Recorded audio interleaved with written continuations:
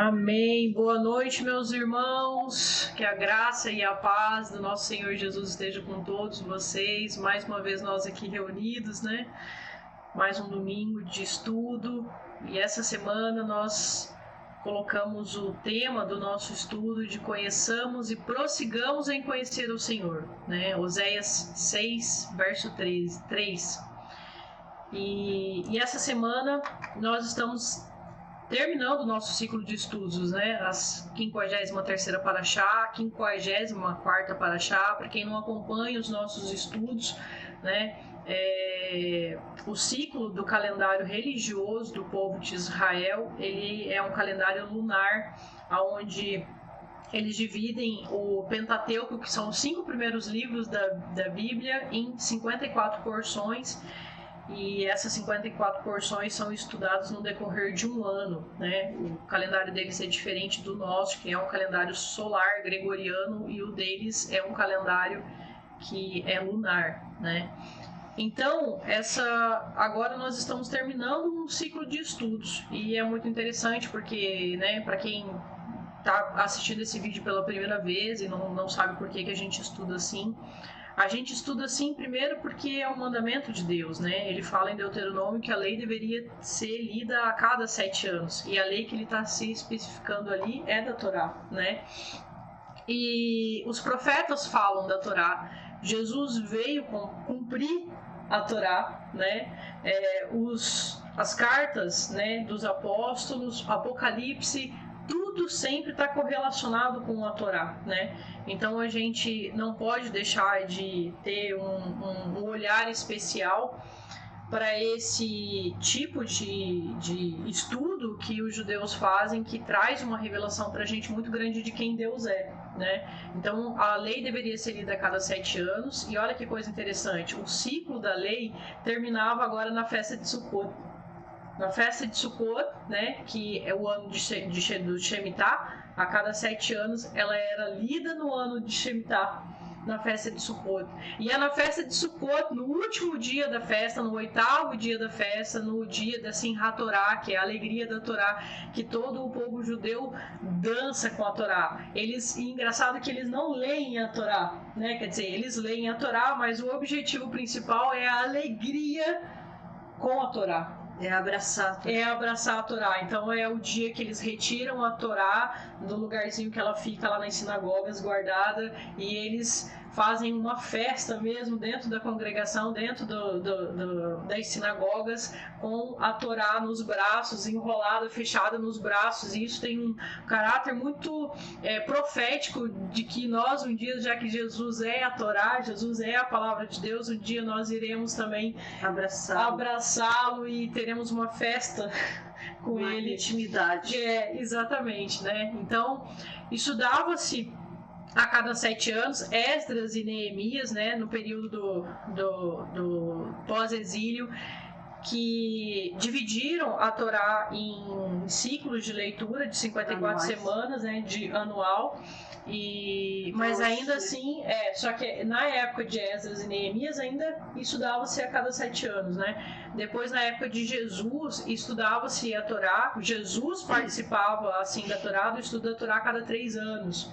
E depois, na Idade Média, no período da Idade Média ali, que realmente passou-se a estudar a Torá inteira uma vez ao ano, que é muito profético, que cada vez mais que a gente vai se aproximando da volta de Jesus, mais curtinho vai ficando o período do estudo, significando que um dia nós realmente dançaremos com essa Torá nas nossas mãos, nossos braços. E dançar significa você se mover no mesmo ritmo que o teu par. Muito então, legal isso. É dançar, é você se mover com o mesmo ritmo de quem está dançando com você. Você andar no mesmo passo. Muito legal isso, né? Então nós estamos terminando agora um ciclo de estudos, né? Para achar 53ª, que é a Razino, que significa em ouvidos, e a 54ª, que é a Vezot Habrahá, esta é a bênção, que finaliza com a bênção de Moisés antes dele morrer, né? E se nós estamos falando de ciclo, né, a Paraxá termina com o fim de um ciclo, de uma vida, que é a vida de Moisés, né?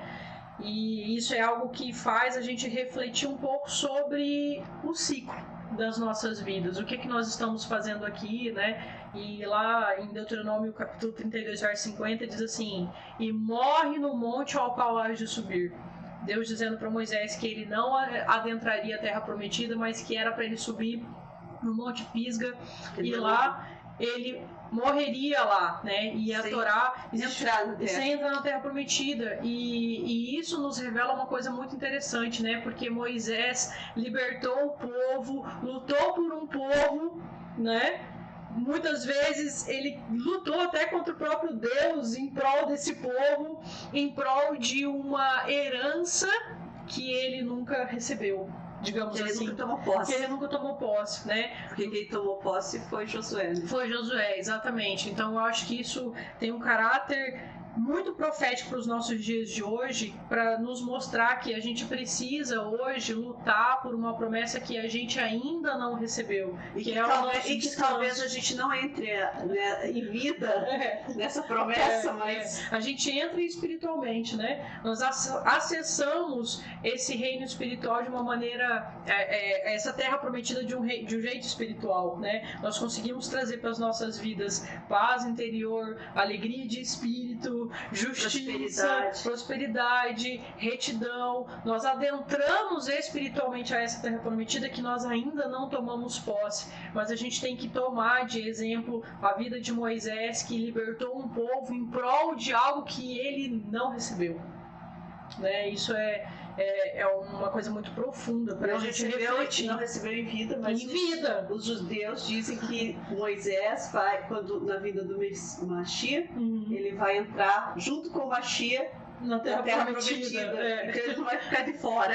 Isso é muito legal, né? Traz pra gente uma lição de que ele buscava algo que foi prometido para Abraão, Isaac e Jacó, que também não foi prometido para os seus patriarcas, né? Então quando a gente está falando de fé, Moisés ainda viu a terra e Abraão, Isaac e Jacó nem viram a terra, né? Então isso a gente tem que trazer hoje para as nossas vidas também, de que a gente tem que buscar correr atrás de uma promessa que nós ainda não conseguimos ter acesso de fato a ela, né? Fisicamente falando, mas espiritualmente sim. Né? Então isso fala muito de fé para nós hoje, né? E fala muito de ciclo também, né? Se nós estamos falando, não é à toa que a Paraxá, ela está se findando, ela está terminando o ciclo de leitura falando de morte. Então a gente tem que trazer uma reflexão sobre as nossas vidas, do significado das nossas vidas aqui. Qual é o propósito de eu estar aqui hoje? Né? Qual o sentido de eu estar aqui hoje? Né? E aí, eu cito aqui Jeremias capítulo 9, que a gente vai ler daqui a pouquinho mais pra frente, vocês vão ver que o objetivo das nossas vidas aqui é entender, conhecer e ter um relacionamento com o Eterno, né? Porque, gente, se essa vida aqui, ela é 1% de uma vida, né, que a gente vai ter de 100% depois, se essa vida física aqui representa 1%, mas esse 1% ele tem uma representatividade muito grande de decidir para onde nós iremos depois. Então, se o nosso objetivo depois da nossa morte é a gente ter uma vida eterna com Deus, a gente precisa entender quem é esse Deus. Como é que eu vou escolher ir para o paraíso, entrar no descanso de Deus? Como que eu vou escolher um Deus ao qual eu não conheço? Um Deus eterno ao qual eu não conheço. Então, o nosso grande objetivo aqui é a gente entender quem é esse Deus. Esse é o nosso grande objetivo. E como que a gente consegue entender, né, quem é esse Deus? Através da sua palavra, da palavra de Deus, né? É algo interessante que Eclesiastes, né? E só Salomão, um rei que teve tudo em suas mãos, riqueza, sabedoria, poder, só um rei como ele, que experienciou fama, experienciou uma porção de coisas. Sim, os outros reis vinham visitá-lo, né? Veio aquele a rainha de Sabá, né? Veio visitá-lo e trouxe para ter conhecimento da sua sabedoria, para conhecer, né? Para vê-lo. Ele era famoso. Famoso. Né? Então só um rei como ele que pode escrever o livro de Eclesiastes e dizer que tudo foi vão e fútil. E ele escreveu, né? Na sua velhice. Na sua velhice, é algo muito interessante, né? Então olha só, Eclesiastes 1, verso 1 ao 4. Palavras do pregador, filho de Davi, o rei em Jerusalém. Tudo é vão e fútil, diz o pregador. Futilidade das futilidades. Sim, tudo é fútil. Que proveito traz ao homem toda a sua labuta sobre o sol? Vai-se uma geração, vem uma outra, perdura somente a terra. Isso é algo muito interessante que faz a gente refletir um pouco sobre qual é o nosso propósito aqui. Se nós estamos falando de um ciclo de vida, né, que se finda com a nossa morte, porque enquanto Jesus não voltar, enquanto a gente não tiver um corpo ressurreto, a gente vai morrer. Então a gente vai viver essa vida. Essa vida. Então, do que Salomão estava falando aqui? Salomão estava falando do sentido da vida. Se você não colocar um sentido na sua vida, a sua vida vai ser vã e fútil. Porque a gente precisa buscar um sentido nessa vida. Quando a gente, a nossa irmã Leila falou de uma coisa muito interessante, ela falou uma palavra que é se perceber nessa vida. Isso ficou gravado. Você não passar pela vida sem existir. Sem existir. Mas a grande questão é que para a gente se perceber nessa vida, muitas vezes a gente está aprisionado às hostes do mal. A gente está aprisionado ao pecado. E o que é estar aprisionado ao pecado? É a gente estar distante de Deus. Porque o pecado fez isso com o ser humano. O pecado afastou o homem de Deus. E quando a gente está afastado de Deus, muitas vezes a gente fica tateando no escuro, tentando buscar sentido na nossa carreira, na fama, no dinheiro, na sabedoria, na intelectualidade, no poder, em coisas que são humanas. Nas relações. Que Salomão também teve quantas mulheres? Nossa, 600. Então, você acaba se envolvendo com essas e a gente fica tateando no escuro sem se perceber. Então essa percepção que a Leila falou, essa palavra ficou gravada em mim. Perceber, se perceber nessa vida, muitas vezes a gente precisa de uma libertação espiritual. Que é diferente daquilo de você levantar, trabalhar, comer, dormir. Levantar, trabalhar, comer, dormir, trabalhar, comer, dormir, trabalhar. Comer, dormir, e você vai num ciclo que você não entende. Todos os dias são, aparentemente, todos os dias são iguais, nada é diferente, tudo é, tudo é vão, tudo é fútil, tudo é repetitivo, tudo é sem sentido. É verdade, Então, olha só. A Torá, ela significa instrução, os primeiros 5 livros da Bíblia, Então vamos lá, Gênesis, Êxodo, Levítico, Números e Deuteronômio. Essa é a Torá, Também é conhecida como Humash, porque Humash em hebraico significa 5, então também conhecida como Humash, Olha só, essa palavra Torá, ela tem um sentido quando a gente vai mais a fundo no hebraico, no paleo-hebraico, que é o hebraico antigo, que vem da língua fenícia, que naquela época, que é o hebraico pictografado, naquela época cada palavra tinha cada letra tinha um significado, mais profundo. Então quando a gente vai lá no paleo-hebraico pesquisar a palavra Torá, olha o que a gente encontra. O Tav, que é a primeira letra, essa primeira letra aqui da palavra Torá, significa sinal, aliança, símbolo. Ela até tinha um desenho de uma forma de cruz, E isso aqui é interessante quando a gente vê Jesus dizendo que ele era o alfa e o ômega, Ele estava dizendo no hebraico que ele era o Aleph, que é tem o símbolozinho, o desenho do boi, da força, E o Tav, que é a última consoante do alfabeto hebraico. O sinal, exatamente. A segunda, que é o Vav, ela é um desenho de um prego, significava adicionar, pregar, ligar. A terceira, que é o Uresh, que é a cabeçazinha, cabeça de um homem, que é o cabeça, é o Uresh. E a quarta é o rei, que significa veja, revelar, Olhe, veja isso, estou te mostrando. Estou te mostrando algo. Então, Isso é muito legal, porque olha só o que o Rabino Meir Metzliah Melamed disse. A Torá contém a essência da palavra divina em cada uma de suas letras e palavras. Se às vezes nos parece que alguma delas é vã e sem sentido, é porque não podemos, não queremos ou não sabemos interpretá-la. Cabe a nós estudar mais e preencher a nossa falha. Olha que coisa linda. Então a Torá, ela é um livro, a Bíblia é um livro que ela não foi feita pra gente lê-la. Só simplesmente ler e ver o que está dizendo. Só o intelecto, você tem que colocar o teu coração, a tua alma, teu espírito, e você tem que decodificá-lo. Cavucar. É como se estivesse procurando, como se fosse um mapa de um tesouro. E você fica ali procurando as pistas. Isso, né? A Torá, ela deve ser decifrada. A Bíblia deve ser decifrada, ela não é um livro de leitura. É como se você tivesse aquele prato de comida na tua frente, assim, e você come desesperadamente e você não sente o sabor das coisas.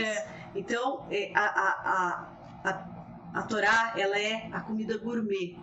Que você tem que ir sentindo. Deixa eu até pegar uma coisa aqui. Usando os seus sentidos todos e degustá-la, traduzi-la. Você fala, nossa, isso daqui tem o cheiro de cravo, isso daqui tem o gosto de manjericão. Isso. E você vai descobrindo, esses ingredientes vão te mostrando a origem. Eu queria mostrar isso aqui para vocês, ó, que é uma Bíblia em ação, que é uma Bíblia que foi feita toda em formato de figura de quadrinhos, tá vendo? Como se fosse um gibi. Como se fosse um gibi.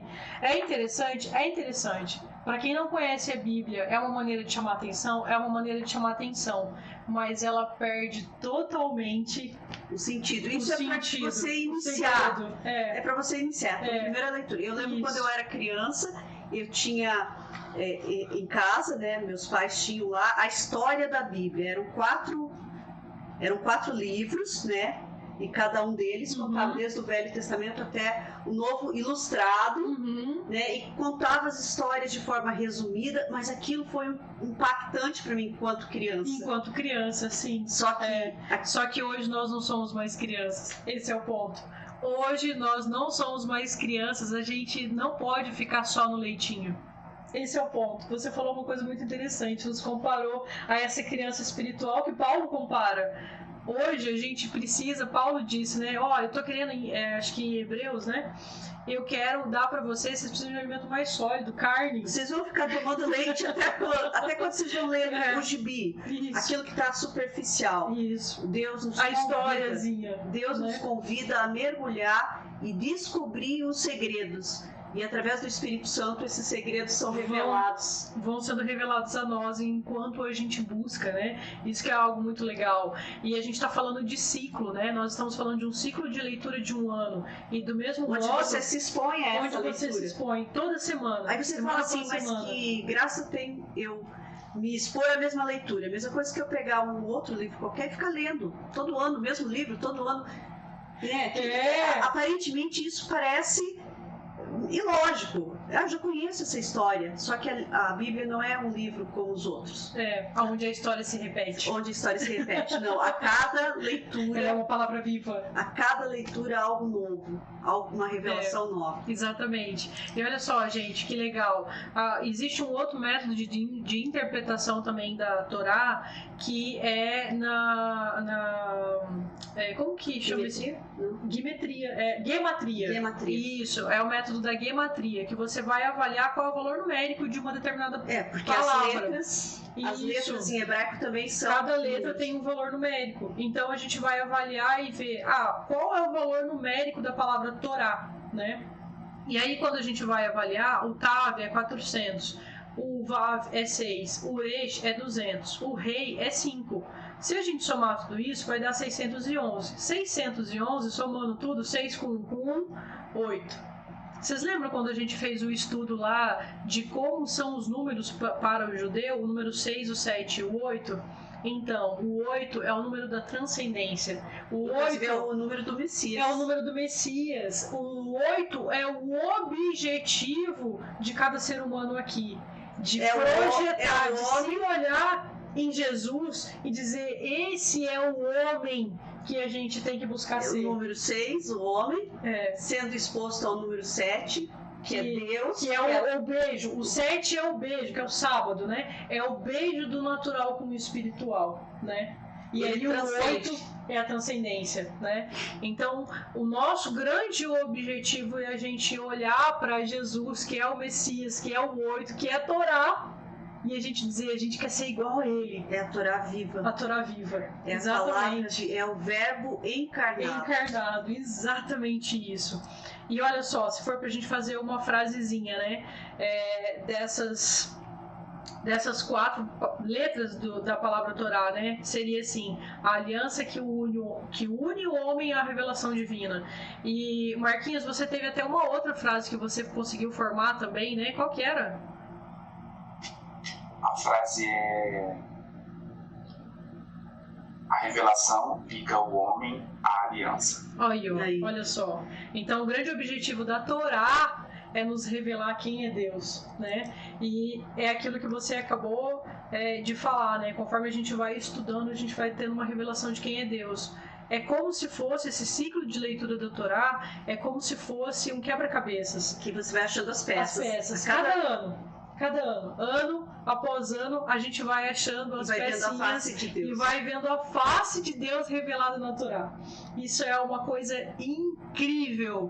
Gente, eu convido vocês, você que está assistindo esse vídeo, eu convido você a clamar pelo Espírito Santo de Deus, a iniciar um grupo de oração e de estudos na tua casa, regidos pelo Espírito Santo, e pedir para ele uma condução nesses estudos da Torá. Eu tenho certeza que Deus vai se revelar de uma maneira profunda e tremenda, como você jamais viu em nenhuma instituição religiosa cristã, né? É uma coisa realmente incrível, tá? Então, olha só, né? Deuteronômio capítulo 32, do verso 46 e 47, Deus diz assim: e disse-lhes: aplicai o vosso coração a todas as palavras que hoje testifico entre vós, para que as recomendeis a vossos filhos, para que cuidem de cumprir todas as palavras dessa Torá. Muitas vezes ali vai ser traduzido como lei, mas Torá é instrução. Porque isto não é para vós coisa vã. Ali a palavra em hebraico é davar, que significa palavra. Palavra davar, ela pode significar uma coisa e também uma palavra, né? Então não é uma palavra vã, mas é a vossa história. É a vossa vida, só. Exatamente. Não é pra gente ficar aqui, ó, no gibi, no Bíblia em Ação. É pra gente evoluir. Você pode começar no Bíblia em Ação. Mas evoluir, né? Pois é a vossa vida, e por essa mesma coisa, né, palavra, prolongareis os dias na terra que estáis passando o Jordão a fim de herdá-la. Isso é algo que a gente conversou muito, né? A gente teve um debate sobre o que significa prolongar os dias nessa terra. Então quer dizer que todo aquele que estuda a Torá, ele não vai morrer. Vai ter 100 anos, 150 anos. Ele vai ser a pessoa que ele vai conseguir longevidade. É um segredo de longevidade, enquanto o ser humano, né, no meio secular, está buscando como se tornar mais, né, eterno, digamos assim. Até a gente estava vindo para cá no avião e eu vi um documentário. Esse documentário falava dessa vida eterna que o homem busca, né? E uma das maneiras que o ser humano está tentando buscar essa vida eterna é implantar, né, dentro de um código, sei lá como se você fizesse um download da sua memória e personalidade. Memória e personalidade, para isso ser colocado depois uma inteligência artificial e você existir através. Viver eternamente. Gente, isso é muito louco, porque e a alma? Onde é que fica o sopro de vida? Por um acaso você colocar a tua memória, a tua personalidade vai ser você? Será você? Vai ser uma máquina com informações sobre você, né? Isso é surreal quem pensa que vai poder ter uma vida eterna dessa maneira. Porque o homem busca isso, e aqui há um segredo sobre essa longevidade, só Sim. que nós... Porque ele está dizendo ali, prolongareis os seus dias. Ele não está dizendo prolongareis os seus anos. Aí, na verdade, nós começamos a ter uma reflexão sobre isso. Mas aí nós falamos assim, nossa, mas tem pessoas ímpias, mas... que vivem 120 anos. E aí tem pessoas que são boas, que servem a Deus, que amam a Deus, com 20 anos elas se vão. E aí, onde que se aplica isso? Pois é, não faz sentido. Não faz sentido. Então, como assim prolonga? Você que se expõe a orar... tentou explicar isso, Davi tentou questionar isso e dizer, tá, mas e o que acontece com o perverso? Eu não consigo entender. Por que ele que prospera? Aí, nós chegamos a uma reflexão, né, que é nossa, não é nenhuma doutrina, mas é uma revelação divina. Mas uma reflexão, que o que é prolongar os dias na Terra? Sim, né? O que seria esse prolongar os dias? É você se perceber a cada dia.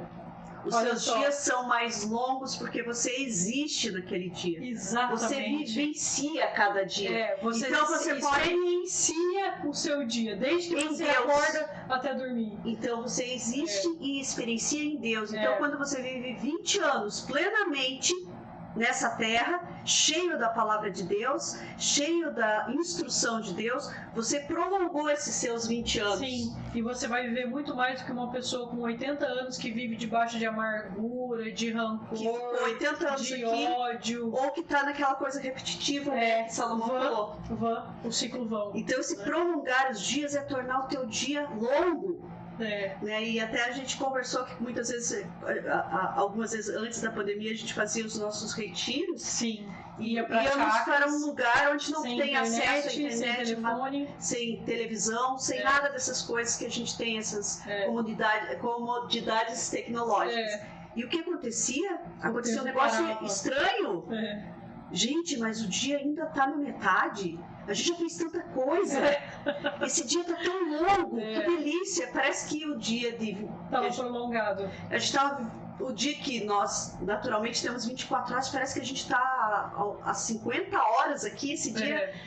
Porque a gente estava vivendo o dia de forma plena. Sim, pensando nas coisas de Deus. Logo, a gente tinha prolongado aquele dia. O dia, exatamente. Mas é interessante porque as distrações do mundo fazem com que não tenhamos essa percepção. É verdade.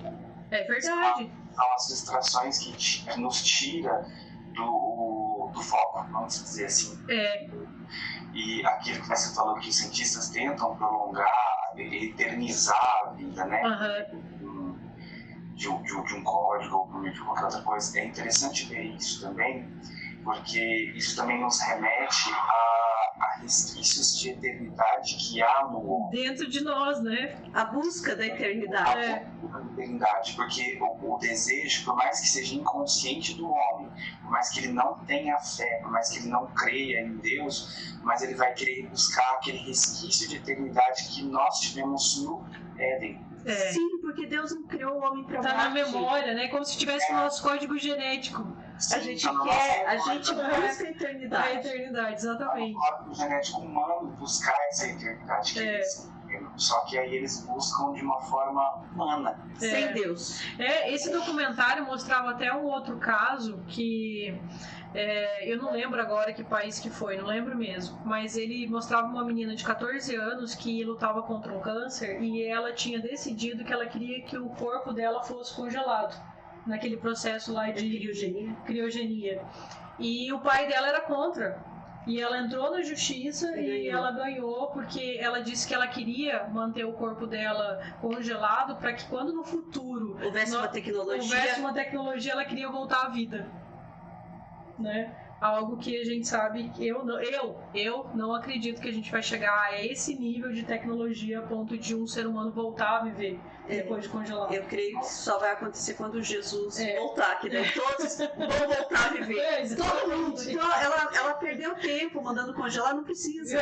Brigou com o pai, imagina. Não precisa. Entrou na justiça com o pai. Vai todo mundo.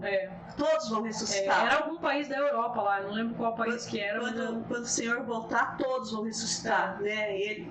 Claro, a gente sabe que alguns vão ressuscitar já para reinar com Cristo e outros para o julgamento, mas isso é outra paraxá. Então olha só que interessante, gente. Oséias 6:3 diz assim: conheçamos e prossigamos em conhecer o Senhor. Depois no verso 6 ele diz: pois misericórdia quero e não sacrifício, e o conhecimento de Deus mais do que holocaustos. Então, gente, a gente tem que buscar, sabe, perseguir essa busca por Deus, né? E eu coloquei essa fotinha aqui do lado para eu contar uma historinha para vocês que eu acho muito interessante, que fala a importância dessa busca de Deus, a importância do estudo da palavra de Deus, né? De se expor à palavra. Exatamente, né? E tem uma historinha que diz assim, né, que um discípulo perguntou ao seu mestre, né, mestre, por que a gente tem que ficar, aquilo que você falou, né, por que a gente tem que ficar lendo a Bíblia todo ano, são 66 livros, né, a Bíblia protestante, não é muita coisa, mas você tem uma percepção, você lê 66 livros ao ano, mas a gente tem que ler a Bíblia uma vez ao ano, né? E aí a gente pensa assim, por que isso, né? Qual a importância disso? E ele questionou isso ao seu mestre, e o mestre, né, eles ficavam, o templo ficava em um lugar muito alto, com uma escadaria enorme, lá embaixo tinha um rio, e esse mestre falou pro discípulo, né, olha, vamos fazer o seguinte, eu vou demonstrar isso para você. Então pega um cesto, vai lá no rio e me traz água aqui.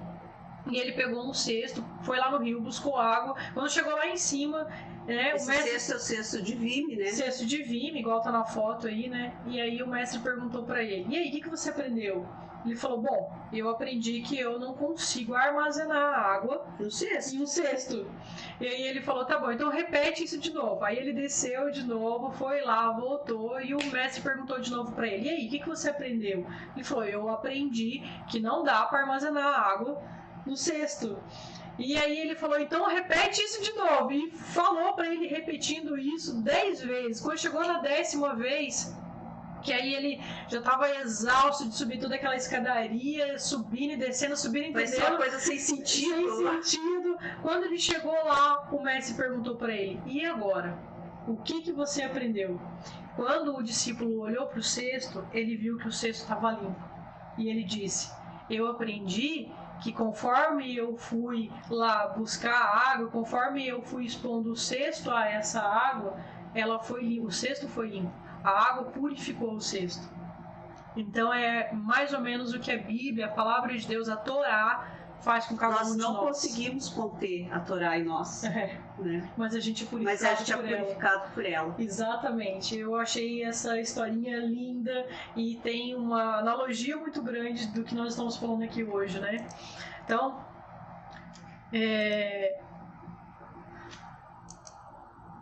olha só, Deuteronômio, capítulo 32 e verso 39 diz assim, vede agora que eu sou, e mais nenhum Deus há além de mim. Eu mato, eu faço viver, eu firo e eu saro, e ninguém há que escape da minha mão.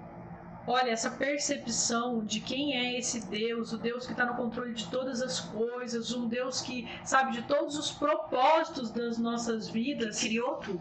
Esse é o grande objetivo. Toda essa realidade que nos cerca, que a gente enxerga, a realidade que nós vemos e que nós ainda não percebemos, é Ele. Ele criou. Exatamente. E Isaías 45, versos 6 e 7 diz assim, que nada há além de mim. Eu somente sou o eterno e nenhum outro existe. Eu formo a luz, eu crio a escuridão, eu faço a paz, eu sou eu quem cria o mal. Eu sou o eterno que tudo faz.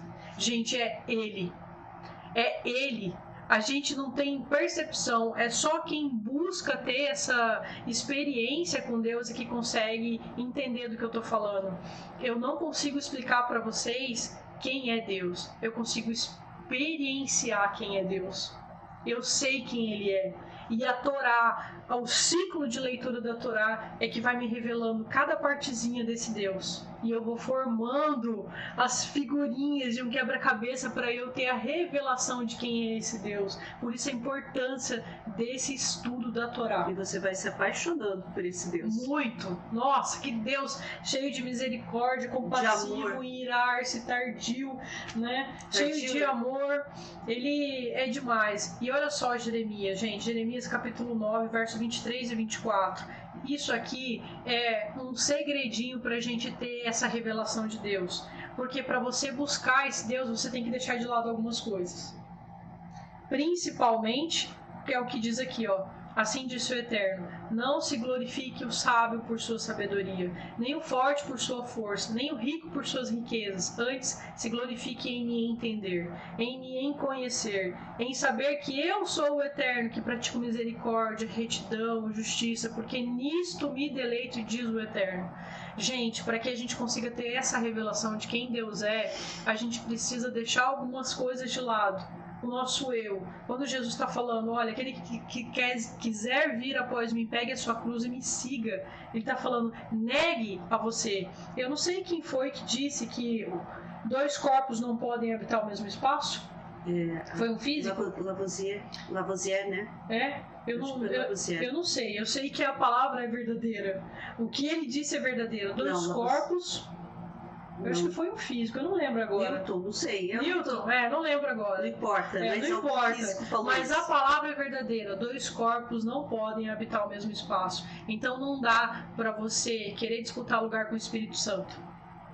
E eu conheço, dentro do meu próprio seio familiar, eu conheço pessoas que às vezes ficam disputando esse espaço com o Espírito Santo, que são muito intelectuais, que têm uma habilidade intelectual muito elevada e se esquece de quem deu isso para ela foi Deus. Não foi o conhecimento, não foi a busca dela. E quando Deus está falando aqui, ó, não se vanglorie o sábio na sua sabedoria, essa palavra sabedoria é a mesma que ele utiliza em Êxodo, capítulo 31, verso 2 e 3, que ele diz: chamai por nome a Bezalel e o enchi do Espírito de Deus de habilidade, de inteligência e de conhecimento. Essa palavra ali no hebraico, que é Hakmah, é a mesma palavra que é utilizada também nessa nossa porção de estudo agora, onde Deus diz que Josué foi cheio do espírito de sabedoria. Essa palavra sabedoria ali, habilidade, exatamente, porque houve uma imposição de mãos de Moisés a Josué e ele foi cheio do espírito de habilidade de Deus. Então a gente não pode esquecer, gente, que aquilo que nós temos, a habilidade, né? E é engraçado, a psicologia separa essas habilidades em 3 grandes grupos, né? A habilidade cognitiva, né? Que é uma coisa mais intelectual, mais matemática, a habilidade social, né? A capacidade de interações e a habilidade física. E a gente sabe que cada um tem a sua habilidade. A gente não pode esquecer quando alguém é dotado de uma habilidade mais intelectual e ele achar que ele é melhor. E o outro que não tem a mesma habilidade que ele, o outro, o cara é inferior. Ele é pobre, ele é um fracassado, ele é um cara que está na situação que ele está porque ele não se esforça. Será que ele não se esforça ou ele não tem habilidade para? A habilidade dele é outra. A habilidade para aquilo que o mercado exige. O mercado, né? O mundo. A gente está falando do mundo, deixa claro. Ele não tem habilidade. Porque diante de Deus todas as habilidades são iguais, tanto do intelectual quanto do outro que tem uma aptidão física. É verdade, vamos deixar isso bem claro para as pessoas entenderem, né? Sim, daí você vê... Mas o que a gente está falando é que o mercado de trabalho é uma sacra. Você vê, por exemplo, alguém que tem habilidade física, né, de fazer, por exemplo, um móvel, é claro que ele vai usar outras habilidades para isso. Ele nunca fez faculdade, mas ele faz um móvel maravilhoso, ou um pedreiro que ergue uma casa. Sim, com certeza. Uma habilidade física que envolve outras habilidades. Sim. Só que ele não tem um diploma. Tem. Aí tem mais de 30 tipos de habilidades. Aí o que acontece? Nossa sociedade hoje diz, não, esse aqui esse serve, esse não. É inferior porque ele não tem o diploma lá de mestre, o doutor em sei lá o quê. Não tem 2 faculdades. Então essas coisas estão distorcidas. Distorcidas, exatamente, né? Então, gente, não se esqueçam. A palavra de Deus diz que Deus, né, que Jesus veio e ele distribuiu dons aos homens, exatamente. E isso é muito importante a gente entender, sabe? O principal ponto que nós estamos querendo chamar a atenção aqui é que para você conhecer a Deus, você tem que deixar de lado a tua sabedoria, a tua força, a valentia, né? Essa palavra também é utilizada na Bíblia como valentia. Eu cheguei lá porque eu fiz. E as riquezas, né? O tornar-se. Às vezes a gente vê muitas histórias de sucesso onde o cara era, sei lá, um carpinteiro lá e ele passou de carpinteiro ao dono da construtora. E as pessoas dizem, uau, esse sim é o cara que se deu bem, esse é o que tem sucesso. Não que ele não tenha se esforçado para isso, mas tudo que ele tem foi Deus que deu a ele. Porque eu conheço... Não pode esquecer, porque a gente vai ver a história de 1000 carpinteiros que tiveram também, têm a mesma habilidade e não chegaram lá, porque Deus não permitiu por algum motivo. Exatamente. A gente não pode deixar a figura de Deus de lado, sabe? E colocar o ser humano como o protagonista de toda a história, como o esforço humano, né? Olha, eu cheguei aqui, eu sou assim e eu sou superior ao outro que não se esforça. Mas a gente não sabe a realidade do outro para falar que ele não se esforça. Exatamente. Então a gente tem que tirar essas características que são humanas de lado, para a gente deixar o Espírito Santo de Deus nos conduzir e mostrar quem é esse verdadeiro Deus. A história do concurso para subir em cima do galho da árvore. Que tá lá o tatu, o passarinho, né, e a cobra. Ó, ganha quem subir na árvore primeiro. Sim. Cara, não tem chance pro tatu. Olha só. Ele não vai ter habilidade. Agora, se fosse pra cavucar o buraco, o tatu saia na frente. Olha, eu quero eu vou dar um outro exemplo muito prático que aconteceu ontem comigo, que foi muito interessante. Eu brincando na piscina com as minhas sobrinhas, e tem uma que é muito pequenininha, que ela sabe nadar tudo, mas tá com 4 aninhos, então ela não consegue ir até o fundo da piscina. Mas a outra mais velha, que tem 6 anos, ela vai. Aí a gente começou a brincar de jogar a pedrinha dentro da piscina e pegar lá no fundo. Aí, jogamos no fundo, a pequenininha falou, eu não vou mais brincar. Eu disse, por quê? Porque eu não consigo pegar lá no fundo. Eu falei, não, então peraí. Então eu vou jogar 5 pedrinhas pra você lá no raso, e aí você afunda no raso, e as outras 5 a gente joga no fundo. Que daí tá igual. Né? É oportunidade igual. Oportunidade dentro igual. Da habilidade, dentro da possibilidade. Da possibilidade de cada um. Então é disso que a gente está falando, de justiça social, né? A divina, pelo menos. Aí o que Deus está falando aqui, que a gente não deve se gloriar nessas coisas que nos são dadas por Deus, né? De habilidades, de sabedoria, de riqueza, ou de força, né? Ou força que pode ser poder também, de você estar numa liderança, no governo, isso é força, é poder. E eu cheguei aqui. Não, Deus coloca os homens nos lugares. Sim. E esse colocar o homem nos lugares também é uma prova para cada um de nós. Então a gente tem que tomar muito cuidado. Quanto mais sábio, quanto mais forte, quanto mais rico, a gente tem que prestar muito mais atenção na prova. Então, enquanto vocês estavam comentando, né, sobre esse trecho, eu fui pesquisando sobre os verbos que você deixou em negrito, né, que é entender, conhecer e saber que eu sou. O Eterno está dizendo para nós. Então, se vocês se gloriem em entender, em me conhecer, em me conhecer e saber que eu sou. E por trás destes verbos. Então, olha que interessante, né? Me entender é igual a perceber, ou seja, Deus está dizendo para nós a me perceber, perceber a existência deste Deus, a criação dele, que ele é um Deus vivo e real. O conhecer, em me conhecer, é igual a ter consciência, ou seja, você tem que trazer a consciência, traga a tua consciência de quem é ele, quem ele é. Né? E o saber é igual a ter conhecimento específico, ou seja, você tem que buscar na Torá, buscar na palavra esse conhecimento específico de quem ele é, ter conhecimento específico de que eu sou, a especificidade de um Deus que é único e verdadeiro. Olha que coisa mais linda. Linda. E é interessante, né, complementando isso que você está falando, porque ele termina aqui dizendo, eu sou o Eterno, que eterno é esse? Quem é esse Deus? Quem é esse Deus? Eu sou o Eterno que pratico o quê? Misericórdia, retidão e justiça, porque nisto eu me deleito. Ele se alegra em ser misericordioso, reto e justo. Ele tem prazer em ser um Deus que tenha esses atributos. E no hebraico, ali, misericórdia é hesed, que também é utilizada para graça. A graça divina. E retidão é tzedakah, que a gente sabe o que é tzedakah agora. Não é só esmola, Você também, essa não justiça, é só caridade. E essa justiça também não é só julgamento e juízo. Justiça é mishpat, né? Que não é só o juízo, é você trazer juízo com retidão e graça. É você trazer justiça. Ou seja, aquilo que a Val fez ontem na brincadeira com as crianças, ela estabeleceu justiça. Sim, é verdade.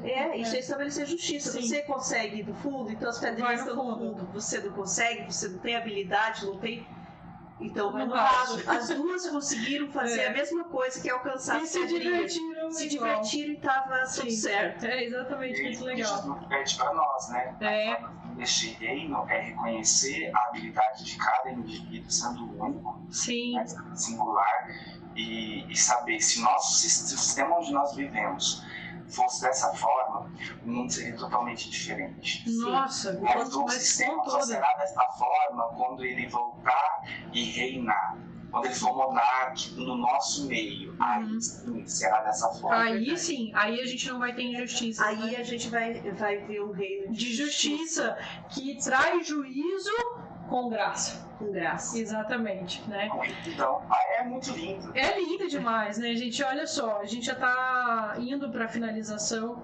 E aqui, 1 Samuel 15, 22, 23, né? Samuel chega para o rei Saul, que foi erigido rei por Deus, foi escolhido rei por Deus, né?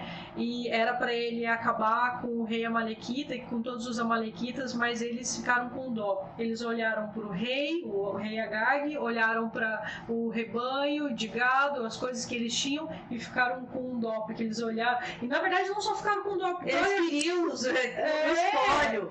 Deus falou, vocês não vão ter espólio de guerra nesse caso. Acaba com tudo. Acaba com tudo, mas eles olharam pro espólio e disseram, não, isso daqui a gente vai ficar. Isso é bom.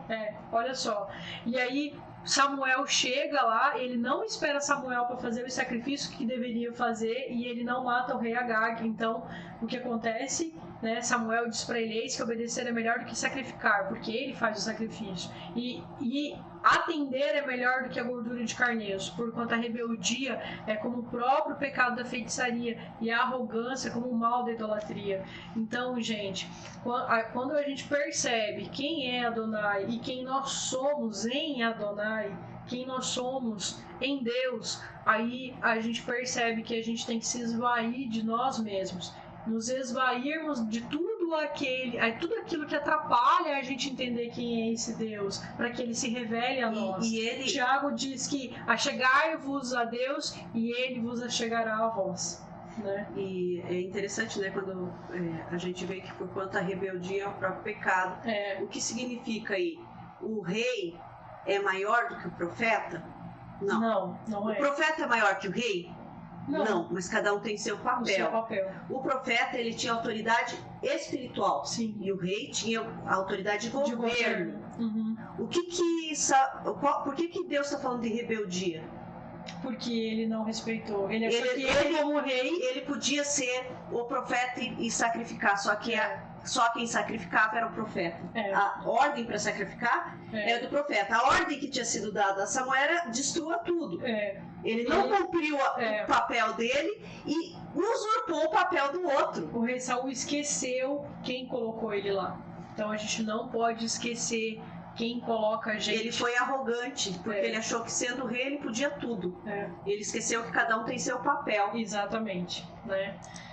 Nossa, muito linda, né? E pra gente finalizar, pessoal, Mateus capítulo 6, do verso 19 a 21 diz assim, né? Jesus falando aqui, não acumuleis para vós outros tesouros sobre a terra, onde a traça e a ferrugem corrói e onde ladrões escavam e roubam, mas ajuntai para vós outros tesouros no céu, onde traça nem ferrugem corrói e onde ladrões não escavam nem roubam, porque onde está o teu tesouro, ali estará também o teu coração.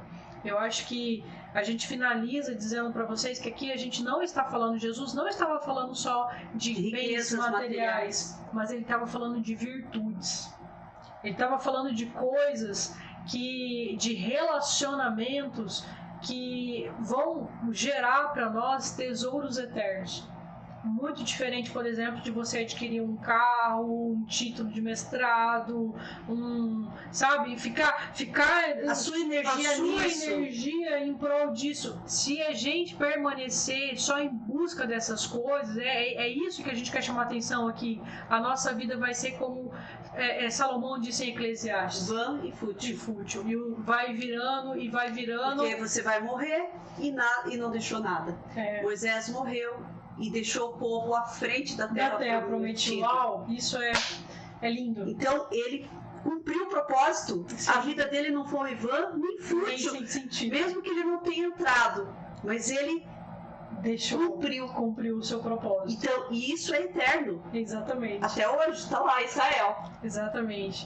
Lindo, gente, lindo, muito lindo. Você quer encerrar com alguma coisa, Marquinhos, para complementar? Não, eu acho que convido a vocês, meus irmãos, porque hoje nós vamos fazer a nossa Santa Ceia. Então, se você não pegou o teu pão, se você não pegou o teu vinho ou o teu suco de uva, corre lá, vai lá pegar, ainda dá tempo de você participar conosco da nossa Santa Ceia. Enquanto isso, eu só vou ler a minha versão, que está aqui no hebraico, da nossa Bíblia. Diz assim, de Eclesiastes mesmo, né? Só o primeiro, do 1 ao 4. Inútil é o que Salomão está dizendo, né? E aí ele diz assim, completamente sem significado, nada importa. O que uma pessoa ganha de todo o seu trabalho executando debaixo do sol, geração vem e gerações vão, mas a terra permanece para sempre. O sol nasce e se põe e ele se aparece até voltar ao lugar e ali ele surge.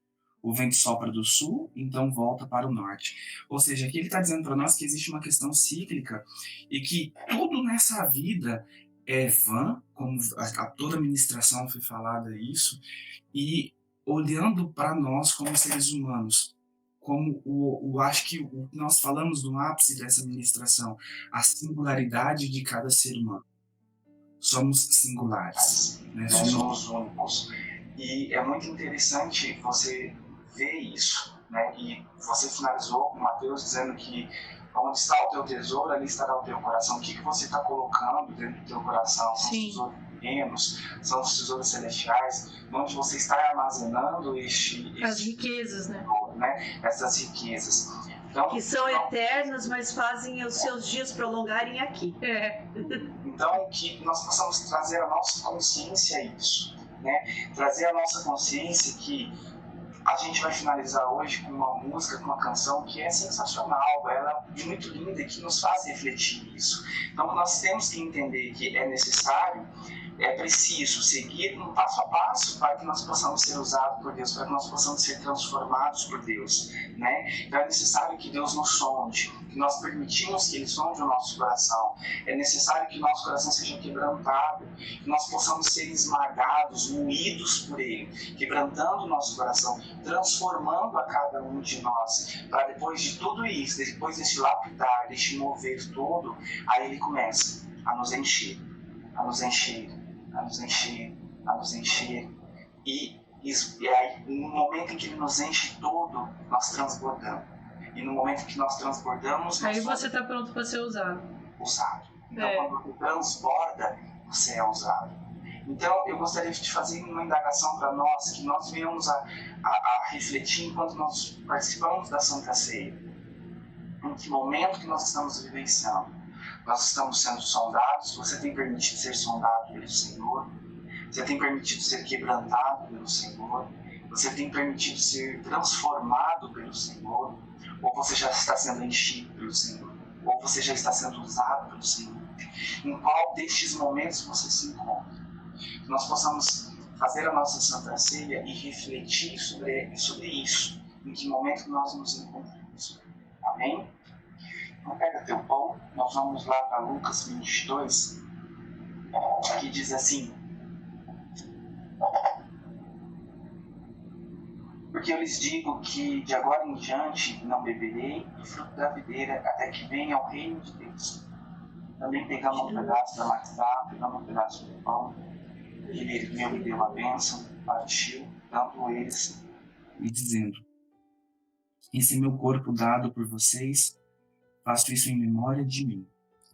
Eterno Deus, é em tua memória, Yeshua, que nós estamos aqui, nos entregando em tuas mãos e consagrando este pão.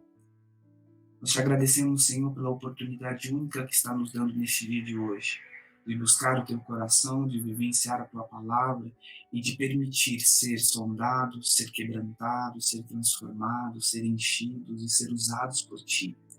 Somos teus, criaturas tuas, Senhor. Tem toda a autonomia em nosso meio. Que este pão, Senhor meu Deus, que este corpo, ele possa nos alimentar, o nosso espírito, a nossa alma, o nosso corpo físico. E que ao adentrar dentro de nós, a luz possa gerar em nós algo novo. Que nós possamos ter a consciência deste pacto que nós estamos fazendo. Em nome de Yeshua, o Messias. Amém.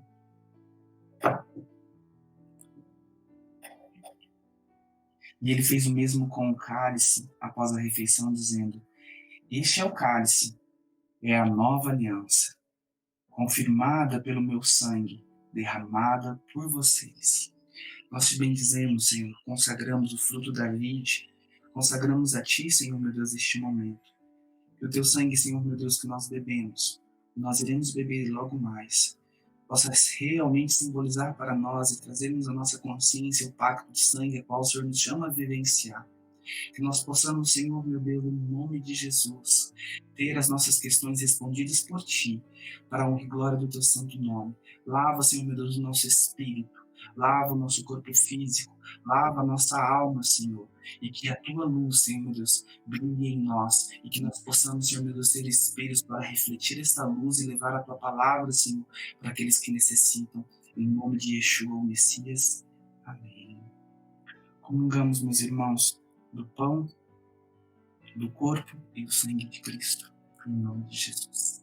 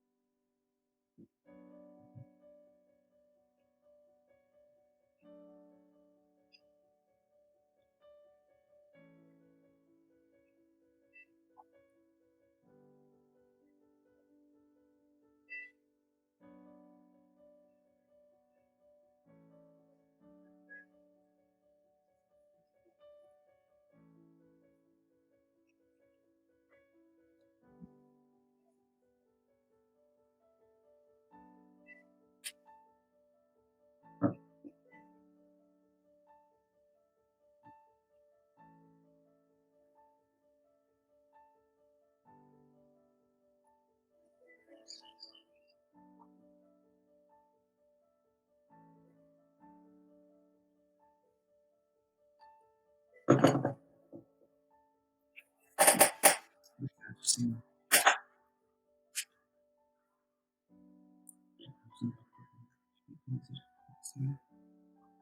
Que atinja as nossas corações e nos faça, Pai amado, não poder usar aqui.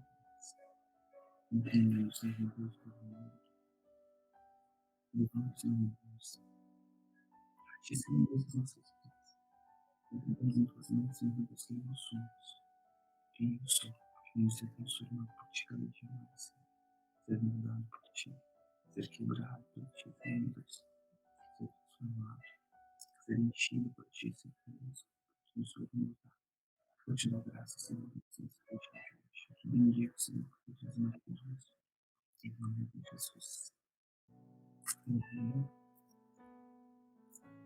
Glória a Deus. Glória a Deus.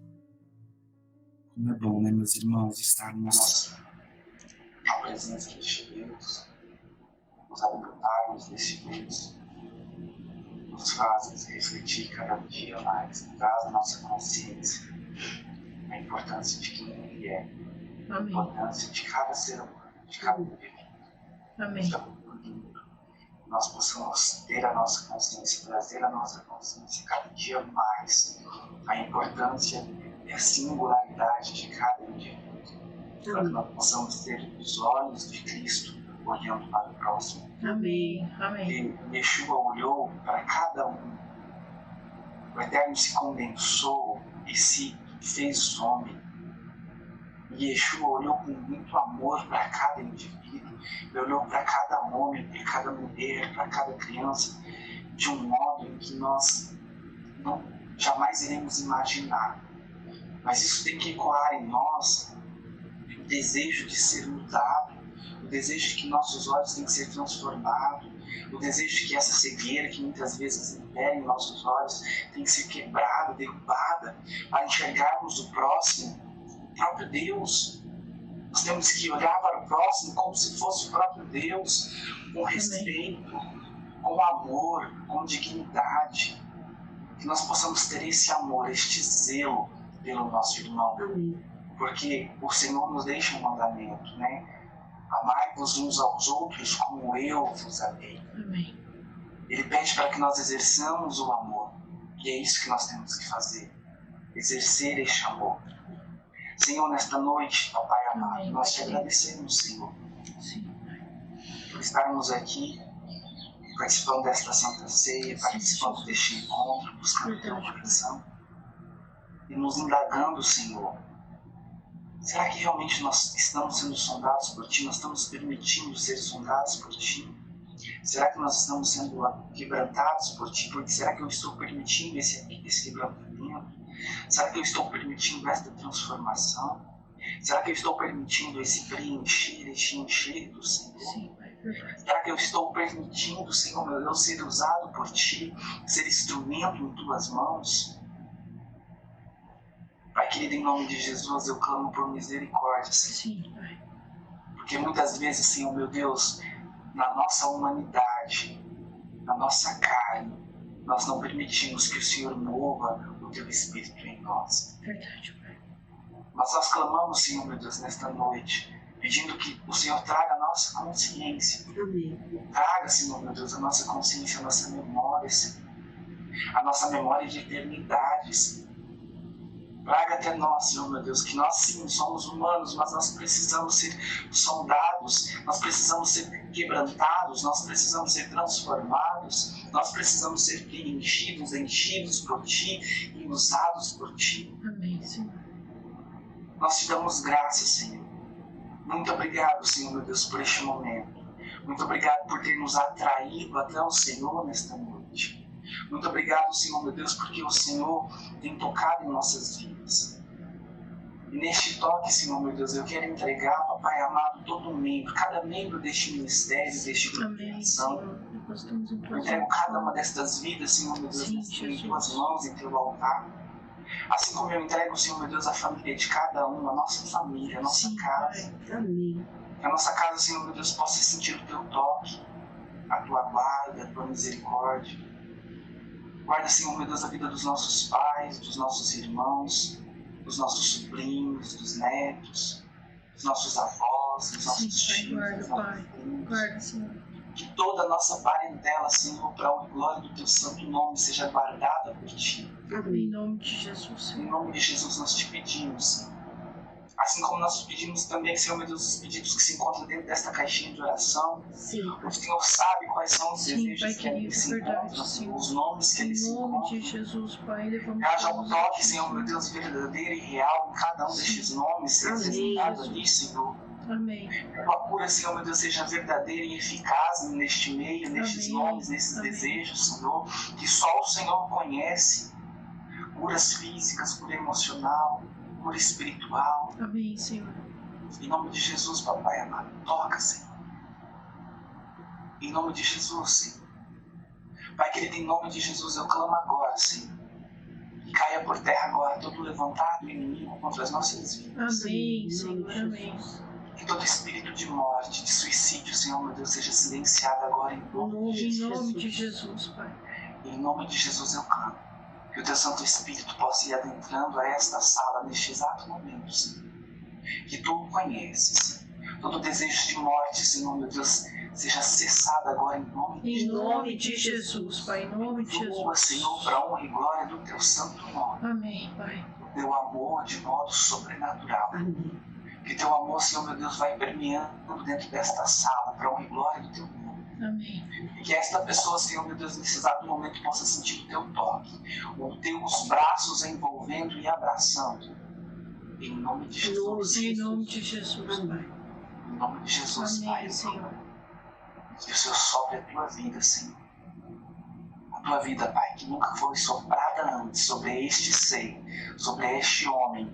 Em nome de Jesus. Amém, Senhor. Amém. Eu peço, Senhor. Amém. Em nome de Jesus, Pai. Muito obrigado, Senhor. Amém, Senhor. Muito obrigado, Deus. Nós te louvamos e nós te bendecemos. Pai querido, guarda, Senhor, as nossas vidas. Guarda, Senhor. Guarda, Senhor, guarda tudo que nos pertence, para que nós possamos estar selados pelo poder do teu sangue, pelo poder da tua misericórdia, Senhor. Guarda, Senhor, o nosso coração.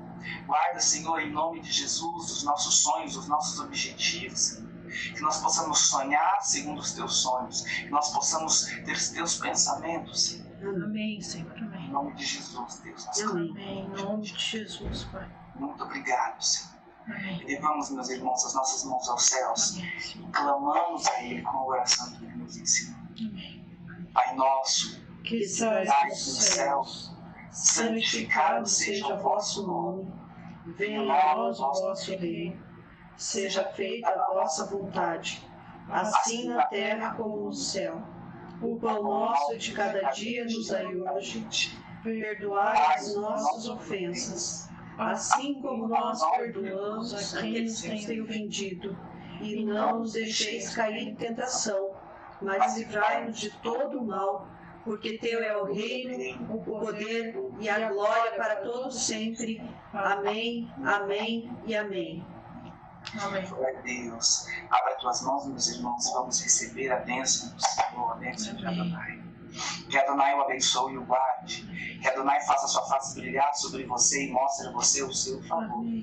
Que Adonai levante sua face na sua direção e dê a paz a você e a toda a tua casa. Amém. A todo o círculo familiar, a todo o teu ciclo de amizade. Que todos eles sejam abençoados por Deus neste dia de hoje. Em nome de Jesus. Em nome de Jesus. Amém. Amém. Meus amados, graça e paz, que o nosso Senhor, Yeshua, o nosso Messias, possa tocar ao teu coração, possa abençoar a tua vida e que tua semana seja cheia, mas cheia, cheia, cheia, que você possa transbordar e ser usado por este Deus que é tão maravilhoso. Amém. Em nome de Jesus. Graça e paz. Deus abençoe. Amém. Amém. Beijão, meus amados, fiquem com Deus e a gente se vê na semana que vem, tá bom?